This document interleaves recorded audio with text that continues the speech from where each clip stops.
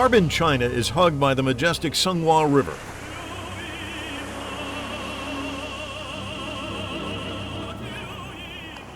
I'm here on the banks of the Songhua River, which reminds me so much of the mighty Mississippi in the United States.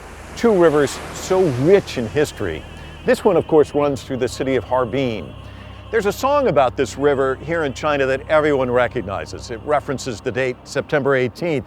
One of the things I've been reading for this documentary is this book, Blood and Ruins, and another one here, World War II and Global Perspective. What makes these books so interesting isn't necessarily the titles, but it's the dates, 1931 to 1945. Not the Western start date of 1939, no, 1931, when the fighting began here in China.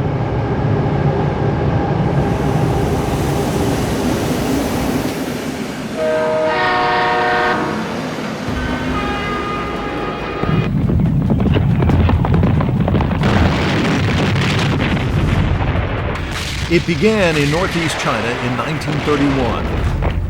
A war of resistance involving over 400 million people, accounting for a quarter of the world's population.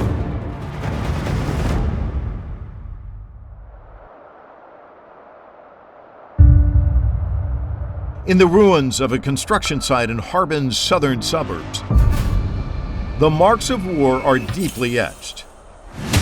One of the worst atrocities during World War II was hidden here.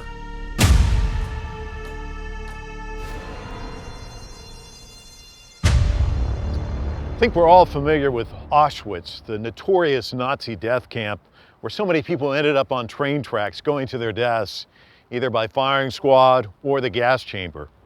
But what many people don't realize is 4 years before Auschwitz was even created, these tracks, half a world away, would take people to the buildings right over there. What was their fate once they were inside?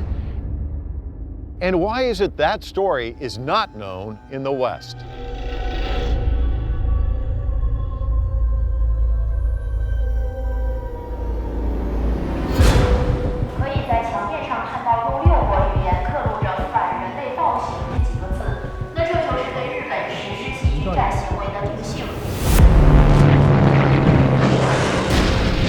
Visiting the Japanese Imperial Army Unit 731 Evidence Museum provokes a range of intense emotions, from sadness to anger. Every exhibit demonstrates the atrocities that took place here. The casualties of this savage brutality were known as the special transfer victims. We can see this is the special vehicles for special transfer. They were killed by means of experiments on human bodies. No one can survive. Unspeakable, ghastly ways. Yes.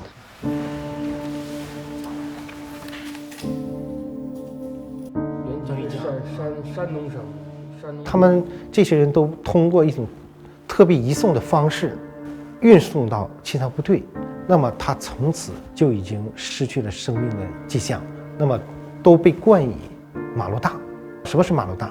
就是被剥了皮的原木，已经没有生命了，所以他都给他了一个数字编号。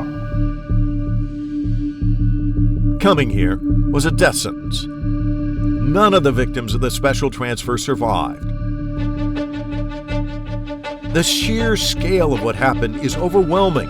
People trapped here endured horrific torture and were subjected to brutalities that defy imagination. 通过我们的调查取证，可以看到西藏部队做着很多泯灭人性的实验，比如说细菌注射实验、冻伤实验、真空实验、毒气实验，在这里都能够得到有效的考证。比如说只给吃的，不给水；只给水不给吃的，挑战人能够活多久？它都在挑战人体的极限。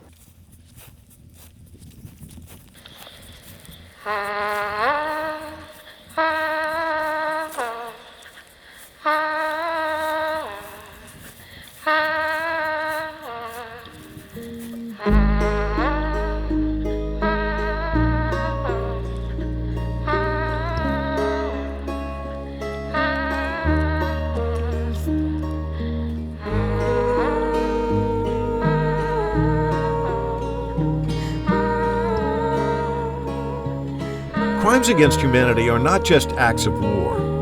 They strip away any sense of humanity. They obliterate any semblance of human ethics.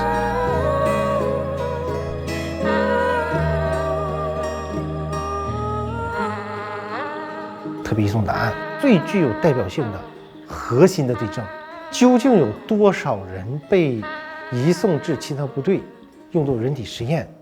它只是一个数字问题，但是它犯下的这种泯灭人性的、违反人类伦理道德的行为，已经被印在了历史的耻辱柱上。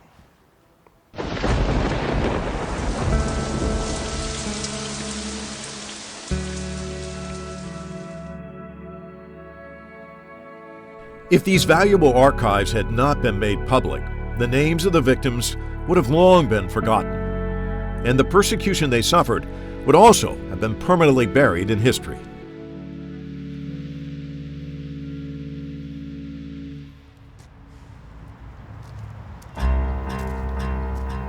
I'm interested in seeing the crime scene, and I will get a close-up look at the evidence. 你好，Professor。欢迎来到731。 My guide is a dedicated researcher.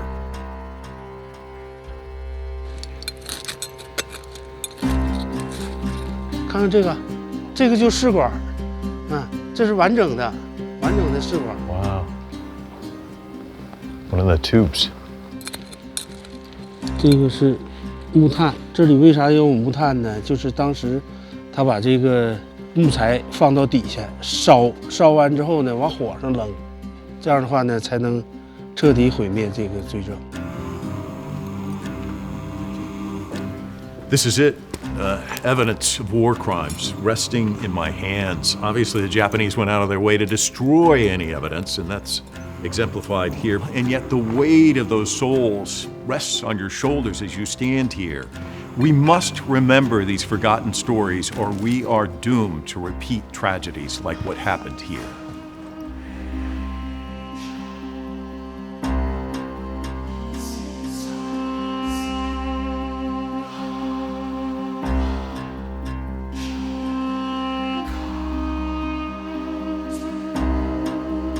Everything about this is solemn. As you leave here, etched on the wall, testimonials, confessions really from the Japanese soldiers who were here and witnessed the atrocities.